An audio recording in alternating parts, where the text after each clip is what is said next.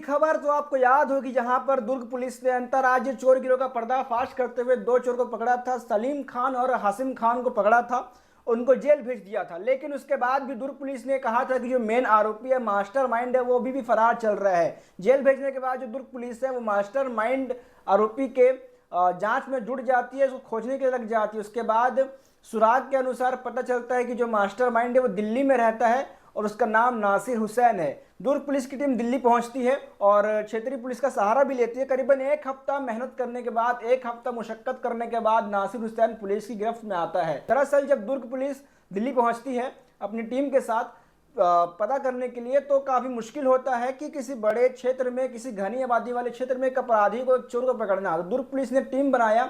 जैसा कि बकरीद का त्यौहार आने वाला है, तो बकरीद के त्यौहार में दुर्ग पुलिस ने पता किया कि जो बकरे बेचने वाले व्यापारी हैं वो काफ़ी सक्रिय हैं उस इलाके में। शाहीन बाग का वो इलाका था, शाहीन बाग के इलाके में नासिर हुसैन रहता था। तो दुर्ग पुलिस ने और क्षेत्रीय पुलिस ने मिलकर जो बकरा व्यापारी है वहाँ के, शाहीन बाग के, उनके साथ साझा किया और लगातार सभी लोगों, संदिग्ध लोगों पे नज़र बनाए रखी और अपनी जांच शुरू करी। फिर भी उनको कुछ खास सबूत हाथ नहीं लगे, तो उन्होंने जनगणना कंपनी का साथ लिया। जनगणना करने वालों के साथ मिलकर उन्होंने रेकी शुरू करी, जिसके बाद नासिर हुसैन का पता चला।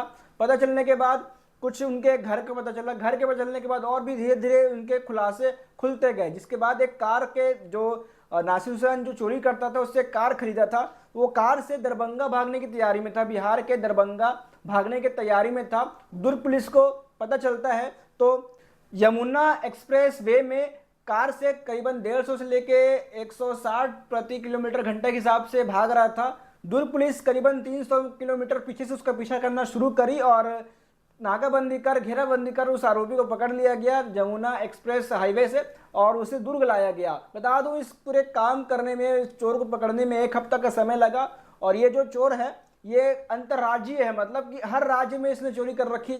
बिलासपुर हो, उड़ीसा हो, छत्तीसगढ़ हो, मध्य प्रदेश हो, हर राज्य के क्षेत्रों में इसने चोरी कर रखी थी। इसके पास से अमेरिकन डायमंड तक भी बरामद किया गया, सोने चांदी बरामद किए गए, 20 लाख कैश और एक कार बरामद किया गया, कि सबको जब्ती बनाकर रख लिया गया है। आगे वीडियो में देखिए कि दुर्ग पुलिस किस प्रकार से इस कहानी को बयान कर रही है और क्या कुछ इसमें खास रहा और किस प्रकार से दुर्ग पुलिस ने आरोपी को पकड़ा। दुर्ग के सुपेला थाना क्षेत्र अंतर्गत में और पद्मनाभपुर क्षेत्र अंतर्गत में चोरी की घटनाएं हुई थी, जिसकी पतासाजी के दौरान में पहले मेरठ से एक चोर और एक सोनार, एक अन्य आरोपी को गिरफ्तार किया गया था। और अन्य जो मुख्य कुख्यात आरोपी था नासिर हुसैन, ये इसके बारे में ये जानकारी थी कि ये दिल्ली में रह रहा है, परंतु इसके बारे में कोई निश्चित पता ठिकाना के बारे में जानकारी नहीं थी। हमारी दुर्ग पुलिस की टीम ने वहाँ पर पहुंचकर पहले तो इसके पता और इसके ठिकानों के बारे में जानकारी दिया। चूँकि स्थानीय स्तर पर कोई जानकारी प्राप्त नहीं हुई, इसलिए पुलिस ने पहले उस इलाके में, जो शाहीन बाग इलाका और मदनपुर खादर इलाका आता है, जो सकरी गलियाँ हैं और घनी आबादी है और बहुमंजिला इमारत है, इस इलाका में छुपे रहने की जानकारी प्राप्त हुई थी। हमने पहले जो वहाँ पर इस मोहल्ले में बकरा बेचने वाले व्यापारी हैं काफ़ी संख्या में, उनके माध्यम से हमने आरोपी नासिर के बारे में जानकारी एकत्रित करने की कोशिश की, परंतु उसके बारे में कोई ठोस जानकारी प्राप्त नहीं हुई। फिर उसके बाद में वहाँ पर जो चल रहे मतगणना का काम चल रहा था, हमारे जो स्टाफ है उन्होंने मतगणना की आड़ में आरोपी की पतासाजी के लिए वहाँ पर पता किए, जो काफ़ी कठिन था। इसी दौरान में हमको कुछ जानकारी प्राप्त हुई, परंतु जिस पते में नासिर का रुकने की जानकारी प्राप्त हुई थी, वहाँ रुका नहीं था।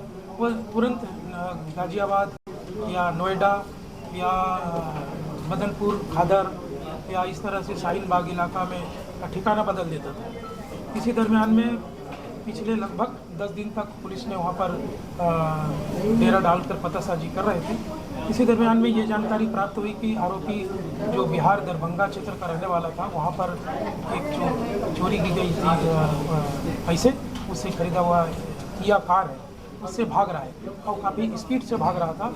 लगभग वो 150 से 160 की स्पीड में भाग रहा था यमुना एक्सप्रेस की ओर। इसी दरमियान में पुलिस ने काफ़ी चतुराई से घेराबंदी करके उसको वहाँ पर पकड़ा और पूछताछ में नासिर ने भिलाई की घटना और रायपुर की घटना और बिलासपुर की घटना और भोपाल, चंडीगढ़ इंदौर की घटनाओं को घटना घटित करना स्वीकार किया है।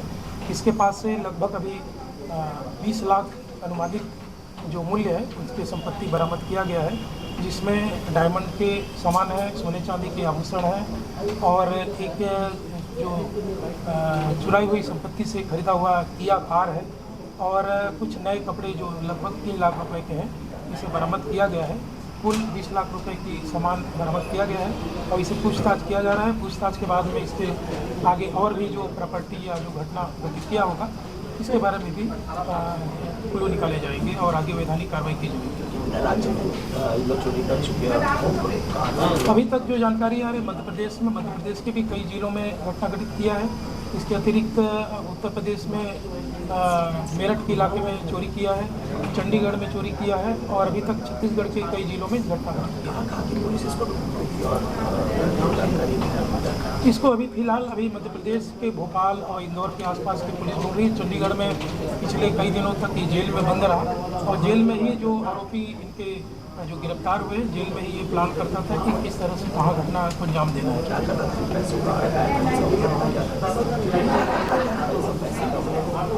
ये शौकिया घर में केस के साथ में रहने के लिए ही गाड़ी खरीदा था, एप्पल का मोबाइल लिया था और इस तरह से अपने दैनिक उपयोग के लिए ये खरीदता था।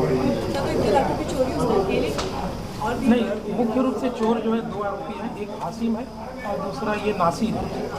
ये चोरी को घटना को अंजाम देने वाले हैं। इसके अतिरिक्त इन्हें जो जहाँ पर चुराई हुई संपत्ति को बेचे हैं, सोनार है या इनको जो लॉजिस्टिक सपोर्ट किए हैं उनको भी गिरफ्तार किया। ये 2019 से अभी तक घटना को अंजाम दिया। दूसरा आरोपी जेल में अभी गिरफ्तार हुआ है। पिछले 17 तारीख को गिरफ्तार करके उसको यहीं से भेजा गया।